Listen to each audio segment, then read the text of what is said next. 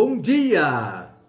Que bom estarmos aqui reunidos para o nosso Café com Fé, tempo de celebrar a Jesus, o Senhor da nossa vida, tempo de refletir na palavra de Deus. Estamos dando sequência às nossas reflexões no capítulo 18 de Provérbios, e a leitura bíblica de hoje vai nos versos do 19 ao 21.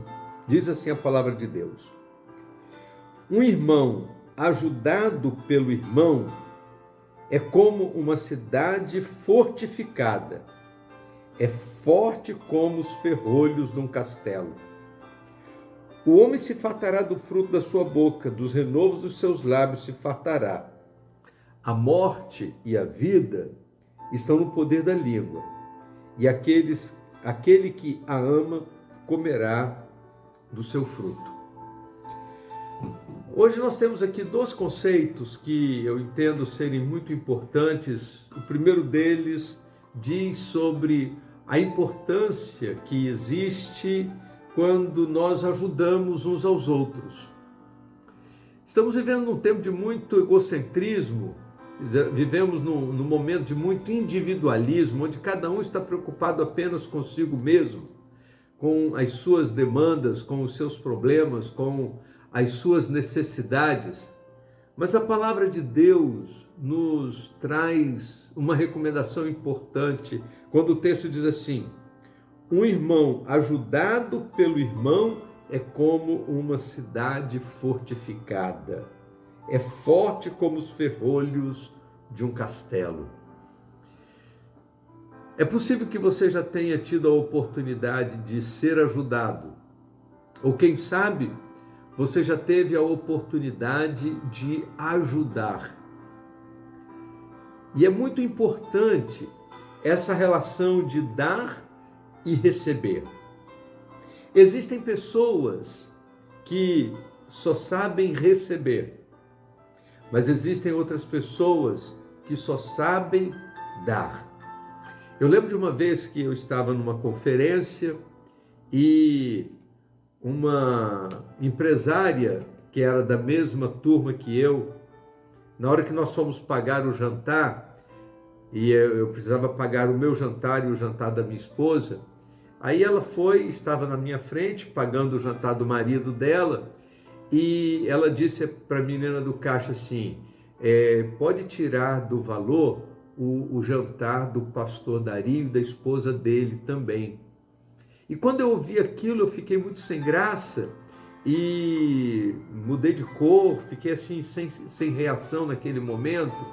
E aí no dia seguinte, quando chegamos na sala de aula, eu a procurei e disse: minha querida, ontem, quando você pagou o meu jantar e o jantar da minha esposa, eu não sei se eu reagi adequadamente, eu fiquei muito sem graça, então eu queria me desculpar com a irmã. E aí ela bateu no meu ombro e disse assim: pastor, aprenda a receber. Aprenda a receber.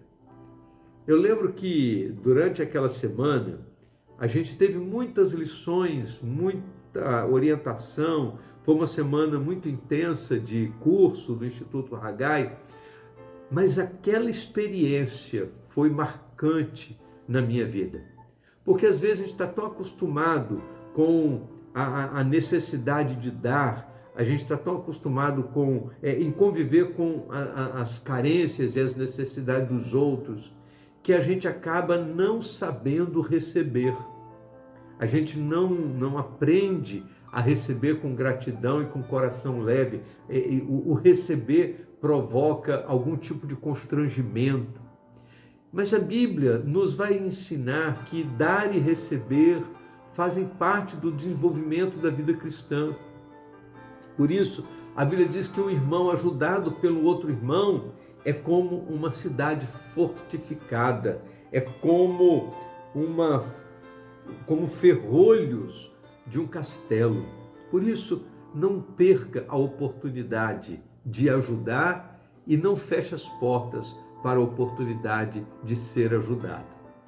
O outro conceito da palavra de Deus está no verso 21, quando a Bíblia diz que a morte e a vida estão no poder da língua.